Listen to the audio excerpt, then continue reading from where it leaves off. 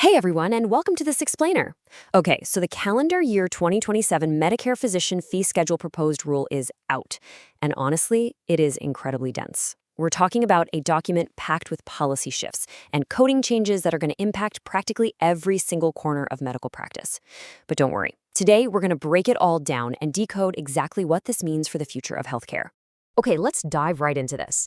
Our agenda today covers the 2027 CMS proposed rule, the new EM billing modifiers, global period payment reductions, remote monitoring rule changes, and finally, we'll look at reassessing the CPT code set. Before we really get into the weeds, let's do a quick grounding for those who might need it.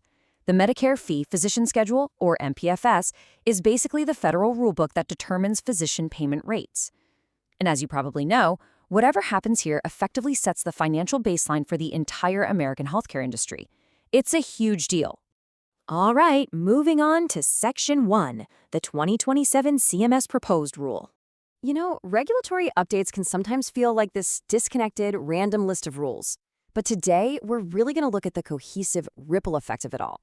We're going to follow the money first, starting with the most immediate, micro-level changes to billing modifiers that will hit practice revenues right out of the gate. And then we'll zoom all the way out to a massive proposal challenging a national coding monopoly. Section 2, New EMM Modifiers. Now, what's really interesting here is how CMS is proposing a major transition away from that well-known add-on code G2211. They're completely replacing it with two brand new modifiers that you can attach to your base E&M code. The standard modifier is going to net you a 16% payment increase, but check out the difference for ACO care. They're proposing a massive 32% increase for a very specific type of longitudinal care. I mean, that is a serious financial incentive. So, the million-dollar question, maybe literally, is figuring out who actually qualifies for that 32% boost. Well, the 16% modifier acts as your general complexity replacement for most practitioners. But that 32% longitudinal modifier, that is strictly fenced off. It's exclusively for practitioners who are participating in a Shared Savings Program Accountable Care Organization, an ACO, or those in a long-term enhanced ACO design, which is also known as a lead model. Basically, if you're deeply invested in longitudinal care within these specific ACO frameworks, CMS wants to reward that heavily. All right, Section 3, Global Period Payment Reductions. So we just looked at where CMS is giving money, but now we need to shift gears and look at where they're taking it away. Because the Medicare budget is a constant balancing act, there is an immediate bottom line impact here. If your physicians are doing multiple things on the exact same day, the payment structure is changing.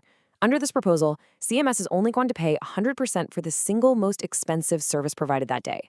Every other surgical procedure or separately identifiable office or outpatient EMM visit on that same day, slashed, paid at exactly 50%. Let's look at how this builds into specific timelines.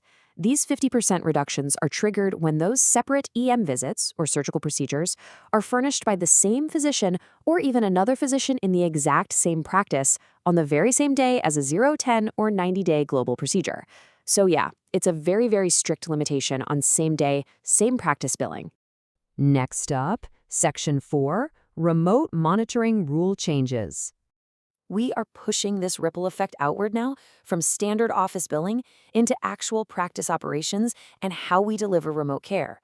Over the last few years, remote therapeutic monitoring, RTM, and remote physiological monitoring, RPM, have absolutely exploded, spread like wildfire.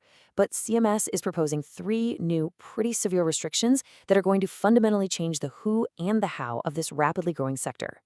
Let's walk through this newly proposed workflow chronologically. Step 1. For RTM services specifically, the patient has to be an established patient. You can't just onboard someone remotely from scratch anymore. Step 2. For both RTM and RPM, providers now have to perform a separately reportable initiating visit linked to the onset of the monitoring. But guys, it's Step 3 that is the real earthquake here. CMS is proposing to restrict payment for these services so they can only be provided by clinical staff employed directly by the practice. They're placing a strict ban on using third-party contractors for these services. No way around it. For practices that heavily rely on outside vendors for remote monitoring, this is going to require a total operational overhaul. And that brings us to the real climax of this explainer, Section 5, Reassessing the CPT code set. So here is the massive, bold question. Should CMS abandon CPT codes entirely? For decades, the AMA's CPT code set has literally been the undisputed language of medical billing. But CMS has issued a formal request for information, an RFI, asking the public exactly this question. In their official documentation, CMS explicitly cites the American Medical Association's monopoly over the CPT code set, and they actually state that this monopoly conflicts with the Make America Healthy Again initiative. Now, regardless of any political viewpoints, it is absolutely vital to just understand the exact documented justifications CMS is putting forward to potentially upend this long-standing coding standard. And this brilliantly illustrates the sheer scale of what CMS is reconsidering. It is massive. They are aggressively seeking public feedback on 5 specific topics. First, they want evidence of any harms or challenges caused by the AMA's monopoly on CPT licenses. Second, they want evidence regarding whether the creation of CPT codes actually follows a valid process for identifying medical necessity. Third, they're asking for alternative code sets to consider. Fourth, alternatives to the AMA's update processes. And finally, the pros and cons of shifting to a specific alternative coding system. Which brings us to the specific alternatives CMS is actually floating. They are asking the healthcare industry to weigh in on abandoning the current standard, the AMA CPT code set, and replacing it entirely with the ICD-10 PCS code set as the new national standard for physician services. Let that sink in. This isn't just a minor patch or update. This is ripping out the foundation of medical administration and replacing the whole shebang with something entirely different. So, what does this all mean for you?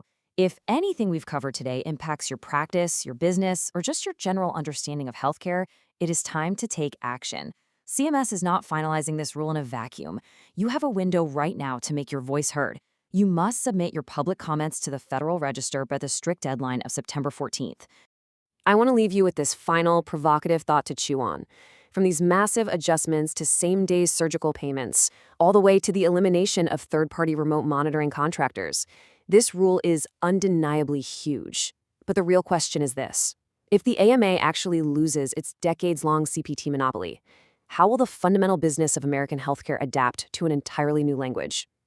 It is an absolutely fascinating time in healthcare policy.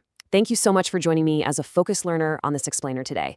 Keep asking questions, keep looking at the data, and I can't wait to explore our next topic with you soon.